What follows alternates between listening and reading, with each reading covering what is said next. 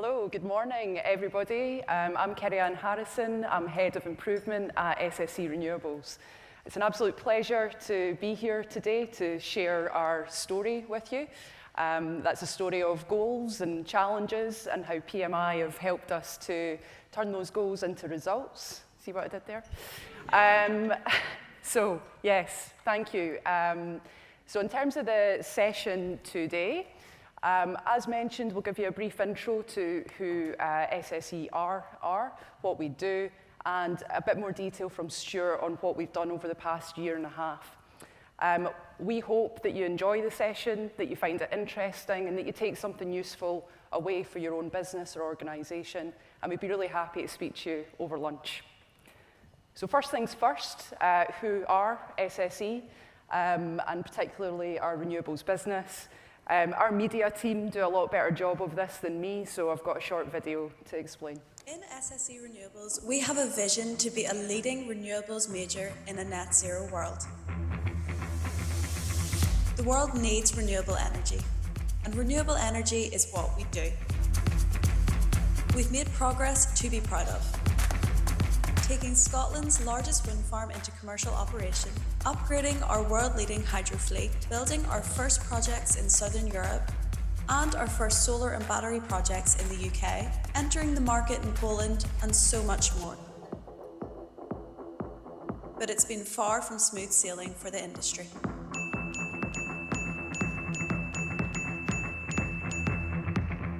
While we've had some challenges along the way, we've been resilient, keeping our financial discipline, maintaining momentum on our growth ambitions, and continuing to operate our assets safely and efficiently.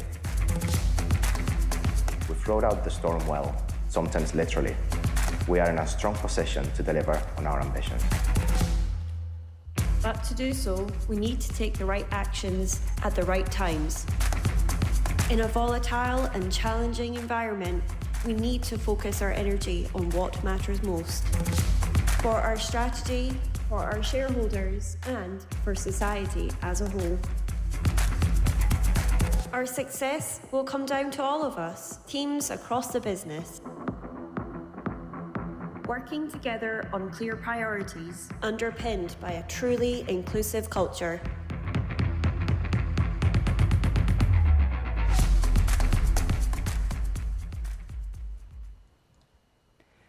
So that is us.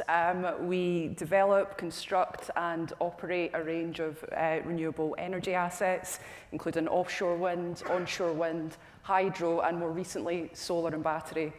It's a really exciting business to be a part of with an amazing mission around tackling climate change. And it's a company that a lot of us are really proud to work for because of that mission. In order to tackle climate change, SSE Renewables have a number of very ambitious goals. So that includes moving from a total installed renewable energy capacity of about 4 gigawatts today to 9 gigawatts in 2027 and over 16 gigawatts in 2032. So we definitely have those ambitious goals that we've been hearing quite a lot about today. We're well on our way with this, as this slide depicts. So we have already grown in our technologies from 3 to 5 by adopting solar and battery assets. So that's all grid scale solar and battery work. We've expanded internationally from 2 to 9 geographies. And you can see that we've more than doubled our employee base. And this is all in the past 4 years. So it's certainly been busy. At SSE Renewables, I'm leading a business improvement program that's really looking at evolving our operating model, our processes, and our ways of working, not only to catch up with this growth, but to make sure that we can grow stably in future years to achieve our goals. So today we'd like to tell you the story of our onshore business, which includes onshore wind, solar, and battery.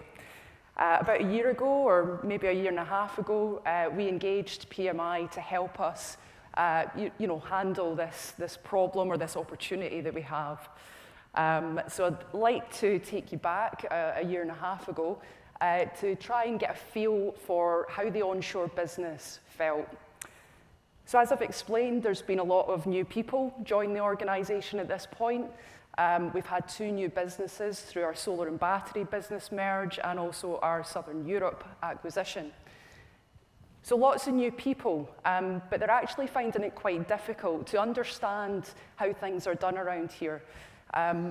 You know, where are the processes for me to follow? What's my role? Who do I interact with? How do I get decisions made in SSE? That wasn't clear, and it wasn't clear because we hadn't written it down. It was held within the heads of our subject matter experts who've been doing this for 20 years in the UK and Ireland. So that resulted in our people, our new starts, having to spend time, waste time, trying to find the right people to speak to and trying to find the answer to their questions. Not only is this inefficient, but it was frustrating, and it was resulting in an awful lot of pressure and burden being put on a few experts in our business. In this environment, we also found that to better get a handle on quality and really be sure that you know, we're investing in the right things, we've actually evolved a massively burdensome governance process with gate checks throughout the life cycle of our delivery projects. That can often take 3 months to get through. It's intense, it's hard, it's stressful, and unfortunately, you know, people were feeling burnt out after that before they've even got into delivering the next phase of work. So there was definitely opportunity for improvement, and we asked PMI to help us with that. So at this point, Stuart, you can tell us what you did. Good morning, everyone. So yes, I'm Stuart Gibson. Very pleased to be talking about this project we've been working on with SSE. And I'm going to start with sort of posing that question, why did delivery feel like it was when we started last year?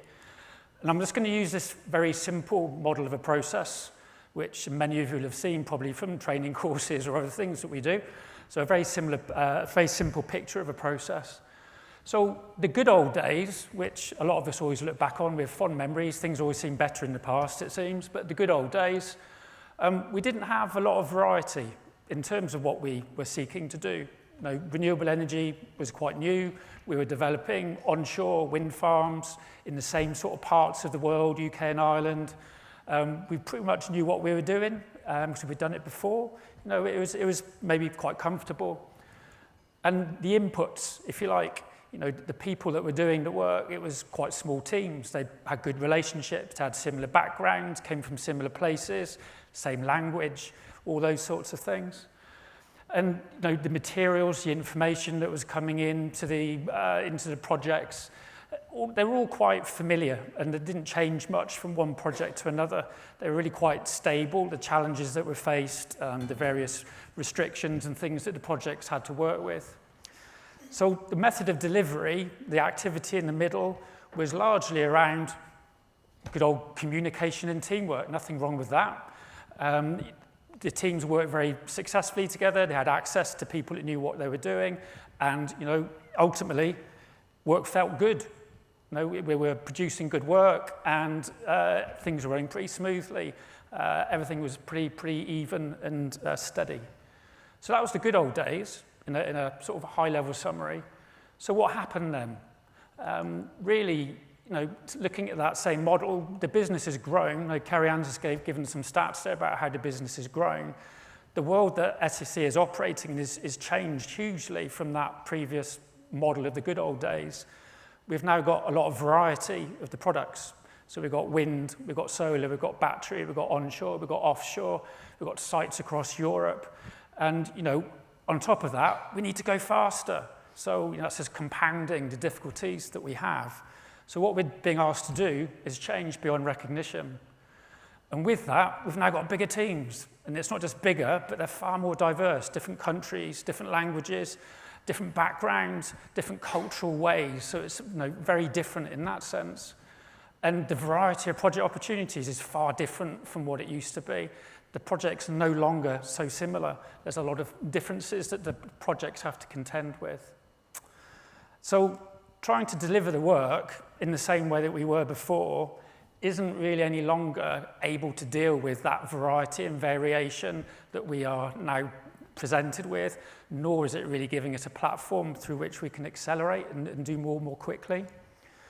So as the business has grown, as is so often the case, there hasn't necessarily been quite enough attention on the way that the work needs to be done.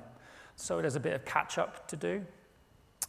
And another view I want to share with this is that another thing which is quite common, and Kerry-Anne's alluded to already as well, is that quite often when companies grow, they recognize the problem and they can see the task and they can see the process by which we achieve that task. And the sad truth is that it's highly unlikely that most companies will go the route of, we need to improve, let's focus on process, understand the process.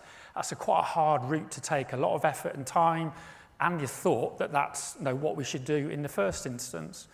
So many companies will revert to type and they'll focus on task. Now, we all grew up being encouraged to be task-focused. That's a good thing. It's on our CVs, I expect. But it brings with it some difficulties, which we'll play through in the following moments. So focusing on task, there's then like exaggerating that further by many companies will then overlay a governance on top. So they want to get increased confidence that the task is going to be achieved on time, to quality, etc. So they put in the governance there.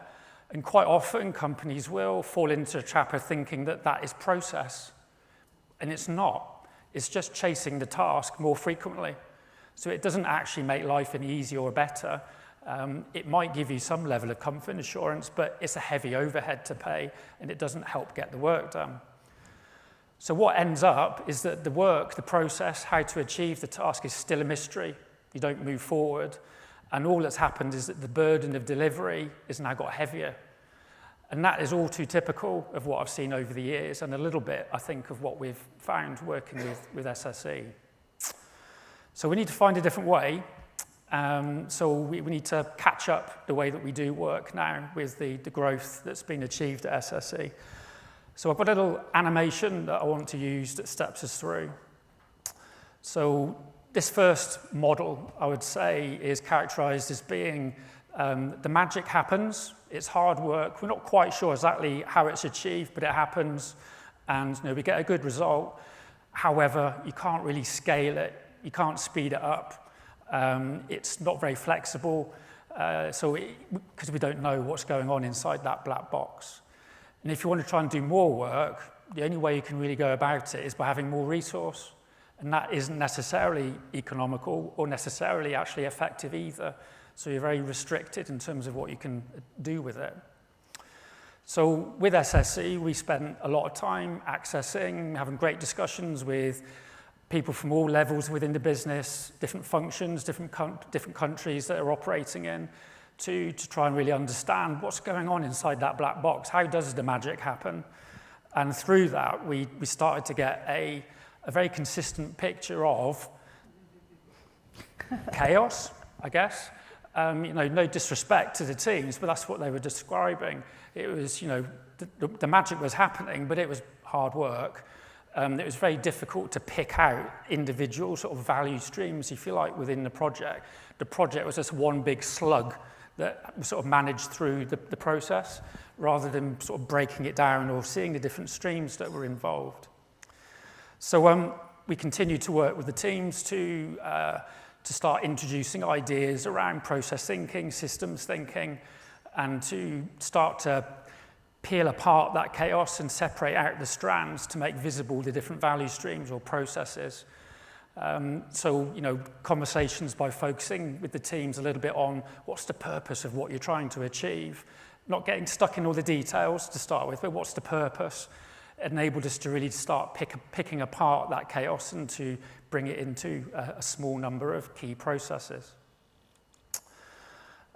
So as we got more into that and progressively more into the detail of the different processes that needed to be understood, we were able to replace that sort of starting point of an opportunity as, well, here's a suite of different inputs that we actually need to receive to deliver a project.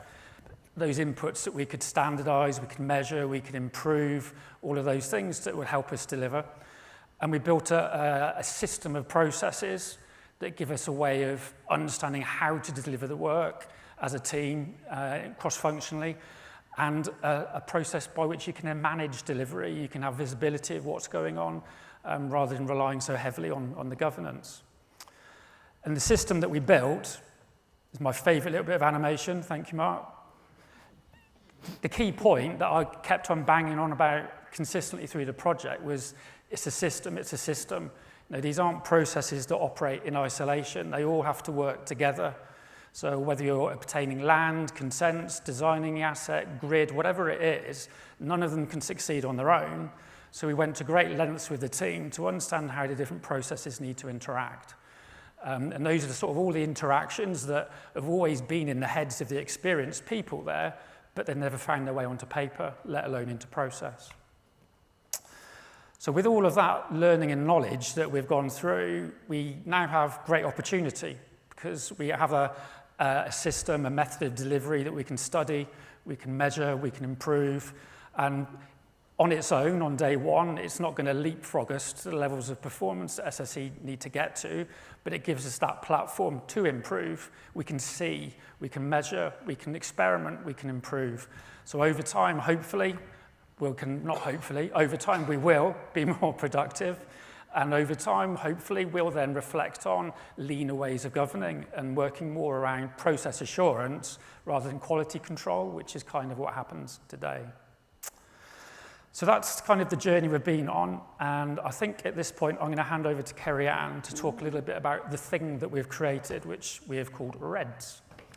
Which Stuart named REDS, actually. It's stuck. Who says engineers can't be creative? I wasn't sure, but it has stuck, so I'll give you that one, Stuart. So yeah, this is REDS. This is our renewable energy development system, reflective of many, many hours of work from over 70 subject matter experts within our business.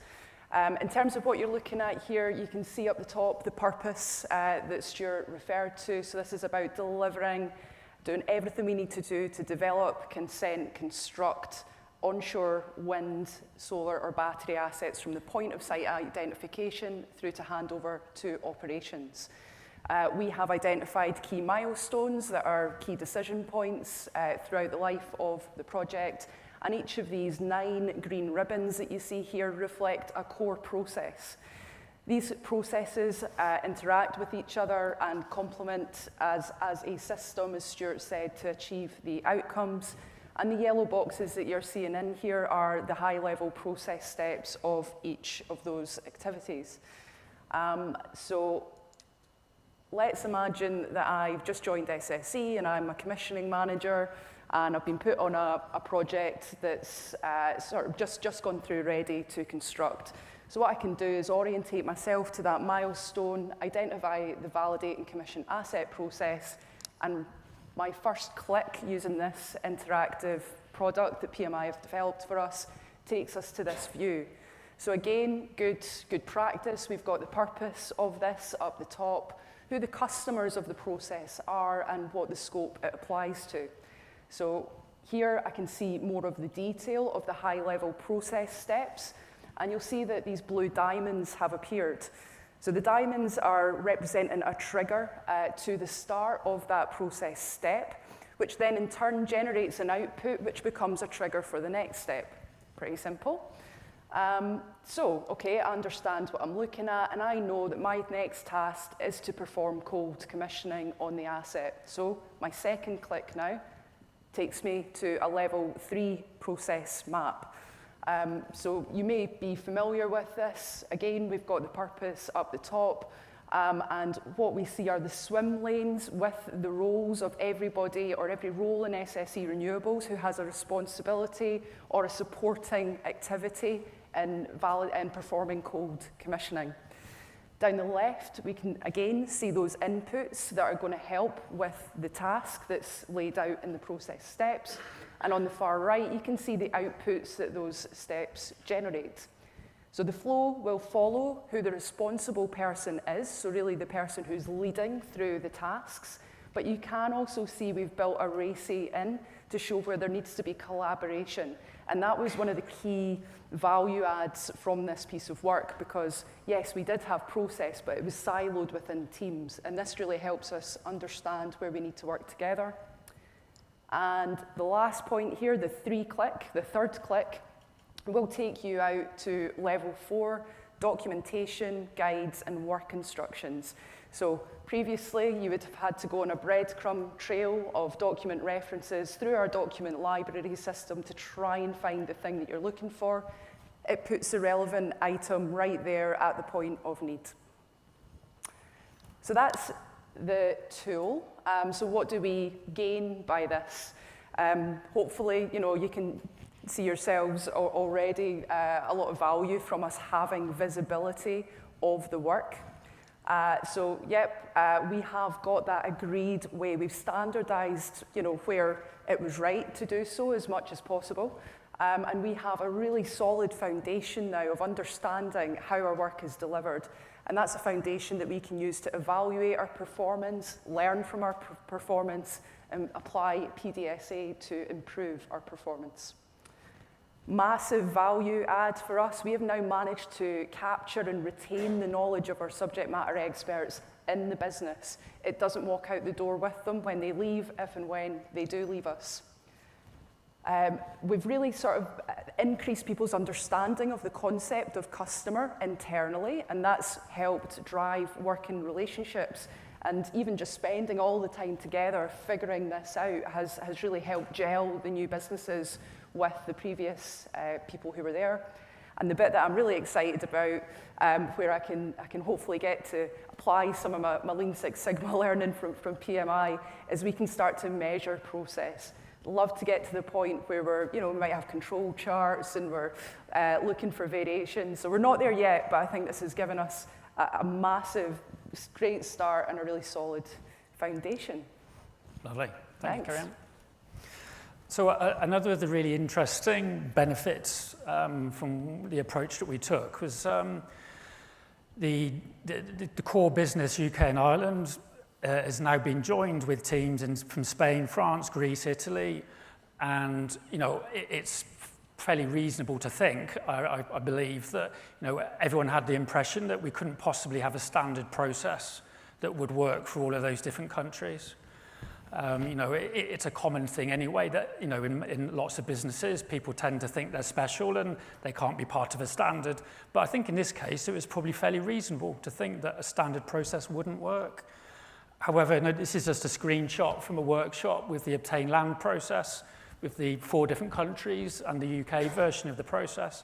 And it was just really, for me, quite interesting and powerful that if you actually remove yourself from the detailed discussion and language, which is specific to each country, and just elevate it back to the high-level purpose, the purpose of each of the 6, 7 steps, actually the process is remarkably similar.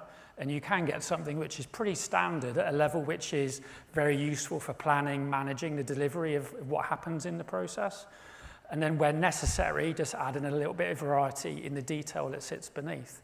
So it's been a great tool for helping bring the countries together to have a common understanding of work. Another benefit has been the way that we have constructed the process, and bearing in mind what we've just been talking around a little bit with the different countries and the variety, is that we can accommodate variety in the process. A process and a standard process doesn't have to be one size fits all. You can accommodate different checklists for a particular step, one for solar and battery or one for wind. We can work with different people, different roles that perform tasks within the process mapping, or have activities which are specific to different technologies. And where necessary, and we try and restrict it, we try and manage variety at the lowest level, but if necessary, we can represent variety too at the level 2 version of a process by having 3 different tabs linking you to different technologies. Still very similar processes, but enough variety there to merit them being captured separately. We've also, by getting into the detailed understanding and knowledge of the way that work is done, given us a great opportunity now to address the governance that Kerry-Anne mentioned earlier, and to start to sort of empower the teams to deliver the projects through process, assure the process. Between each of the gates, which previously was a bit of a mystery, we've now got lots of things that we can go and look at in the process. We can go and look for the artifacts that should be produced, the approvals, the reviews that should have happened, confirm that the right people have been involved, all these things. So between each of the gates, great opportunity to now rely more on the process, assure the process rather than quality control. And the other really interesting piece that we've done with this, and I've done this before and it was great to do it on this project too, is create an underground map or a wiring diagram, which is sort of representing all of the key decisions, outputs, exchanges of information that happen between the different processes. There are many more than what's on the board, but those are the key ones, and it's kind of like almost like the DNA of a project. Now, how does the project progress? Again, it's the sort of thing that's been in the heads of a lot of the people at SSE, but it's never been written down or articulated in this way. And it's really sort of turned on some light bulbs for people to appreciate, how the project needs to deliver, and the way that things need to interact. So building on that, working with some of our foreign teams, this is the French version of the map. We can, because of the understanding we have of how the work done and how it interrelates, we've got a French version where there's a group of activities. They're the same activities. What's in those yellow boxes hasn't changed, but in France they happen earlier because of the way they contract and do certain things. Some steps actually they don't need because of their legal system. They finish their design work, mature it more quickly, which is interesting. How do they do that? And there's a step around commissioning in the control room that they don't do because they outsource it. So by exploring it and seeing it in this way, we can challenge ourselves to think, well, why is it like that in France? What opportunity is there? What can we learn from it? Is there a better way? So it's a great way of exploring the differences of how projects are delivered. And to that end, it's a creative tool. The logic that we have today in the system is a logic, which SSE currently holds and works with, but we could create a different logic. We could challenge things hugely, shift some of the work to the left, and start working in parallel with the identification of a site to reduce time. We could compress 4 design loops into 3. We could eliminate one of the gateways, which is carries the overhead with it. And the logic works. So on paper, that on the screen works. But what does it mean in terms of resource, cost, risk, expenditure? I don't know. But wouldn't it be great to sit down with the leadership team at SSE and discuss that? Are there some pros and cons? Are there some other models? So it's a great creative tool to look at the ways of delivery. So that's quite a rapid run through of what the tool is, the thinking, the benefits, and I think Kerry-Anne is now going to kindly just wrap up. Yeah, massive opportunity there. I think that is the very next step for us, Stuart. We're going to sit down with our leadership team and our process owners and really explore the value of this now. We're in the middle of implementation at the moment, so I guess my word of advice would be like this is an investment of time and effort, but the value that it can give and the foundation it can give us for growth is exceptional. So I won't go through the detail here. You can see this is a slide that Stuart popped up earlier. This really has helped us to ensure that we can better understand and manage variety, that we can bring people together to guide them and improve ways of working. And we now are not doing things in a black box or from our heads. It's written down, there's agreed standards, and we're able to improve. So I just want to say a massive thank you to Stuart and the team. He's really been with us through this, and it's been a great project. So thanks very much. Well done, Kerry-Anne.